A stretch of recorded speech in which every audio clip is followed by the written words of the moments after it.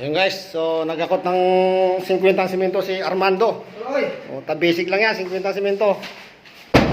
Kulang pa yan, dapat nga 100 ang ano niyan eh. Sa estimate niya, 100 ang kaya niya sa isang araw. So, basic pa yan. Ito, nagalo tayo dito para diretso bukas na tayo. Ito yung aming pintor. Yan ang pinaka malupit si Stone Bridge. Ayan po yung contractor namin, nagbibideo. So, dito ako ngayon, oh. Walang labor. Oh. Dito na ako nagalo para ano.